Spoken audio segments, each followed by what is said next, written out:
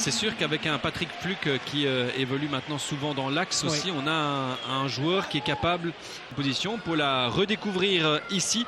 Bon, du côté de Charleroi, pas besoin d'en parler parce qu'il n'y a pas de changement. Du côté de Malines, c'est à la fois un changement de système et aussi certains joueurs qui rentrent dans l'équipe, comme par exemple d'autres joueurs et Schedler aussi qui pèse devant. Le coup d'envoi est donné avec un premier long ballon. On va chercher la tête de Lauberbach. Et c'est Schedler qu'on trouve, lui qui est... il y a un petit bras qui traînait, mais on est reparti avec Lauberbach qui va pouvoir rentrer dans la surface maintenant. Donné à Koudou. Le centre de Koudou, c'est sur la tête de Ouzou. Avec Gagon qui essaie de repartir proprement, trop proprement peut-être. Le centre de Koudou à nouveau. Et dégagement d'Enzita. Troisième vague, et cette fois-ci c'est cadré, mais c'est sans danger. Voilà, c'est une occasion, c'est très mal fait. On fait ce genre d'action pour essayer d'éviter le hors-jeu. Mais bon, c'était pas bien centré de Gagon. Dégagement de Koné avec Bernier. Il gagne son duel de la tête. Récupération pour Miras, qu'on cite régulièrement parmi les meilleurs gardiens de la compétition. Oui.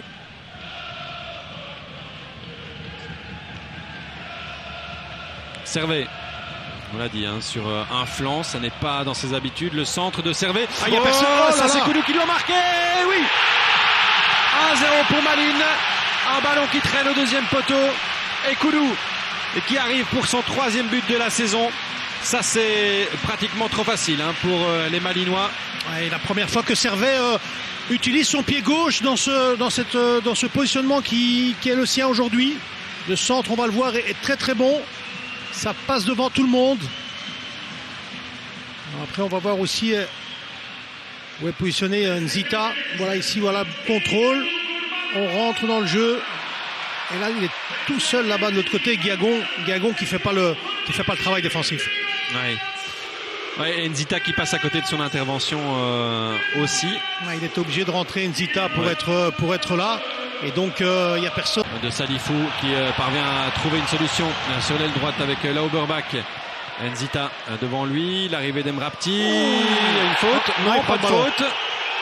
Et un ballon capté par Koné. Là, c'est le tacle juste sur le ballon.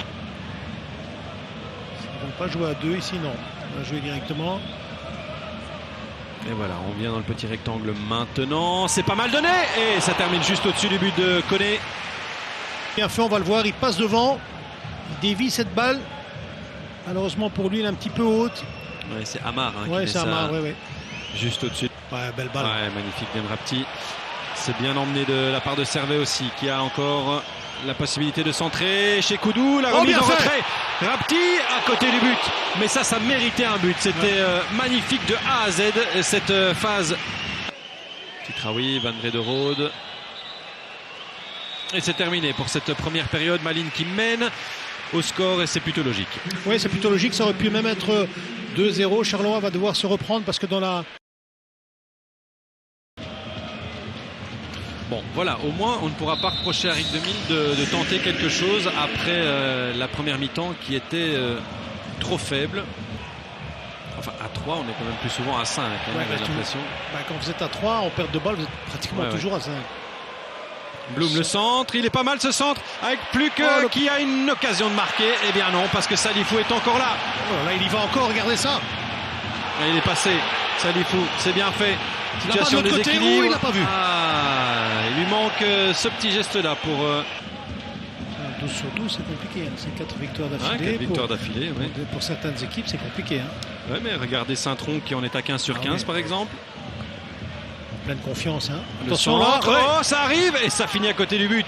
Ouais, il vient ici à côté du staff pour demander des consignes. On lui dit mais va direct, va d'abord défendre. Allez, il est là, le corner, première zone, ça traîne où? Ça traîne dans un nouveau corner. De la présence dans le rectangle et Charleroi en met depuis une dizaine de minutes. Nzita, tête de Colassin. Schedler et qui va frapper. Oh, ça termine juste à côté du but. Blum, c'est finalement peut-être lui qui aura eu les meilleures occasions. C'est la troisième occasion. C'est la troisième occasion de Charleroi. On va voir sur cette longue rentrée en touche. Déviation sans le vouloir de Colassin.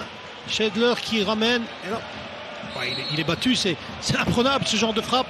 Elle passe pas loin. Ah là là. finalement ils vont avoir des regrets, les Bien sûr. Carolo. On aurait dit avant la 70e minute qu'ils ne pouvaient pas en nourrir. Et là, l'Auberbach est reparti. S'il donne à Bavdili, s'il trouve une solution, en tout cas il en trouve une avec Servet. La frappe de Servet, ça c'est un magnifique arrêt de Koné. Ouais, parce que c'est une grosse occasion, belle frappe quand même, hein. On voit ici, il garde bien le ballon, il la donne quand il faut devant Servet qui peut frapper directement. Énergie du désespoir ou presque. Ouais, vous avez vu un quatrième arbitre, même si c'est pas très grave, il vient directement parce qu'il sent que ça devient électrique. Et c'est terminé. C'est terminé. Victoire de Malines face à Charleroi. La revanche est prise sur le 8e de finale de Coupe de Belgique. Les Malinois qui retrouvent le top 6.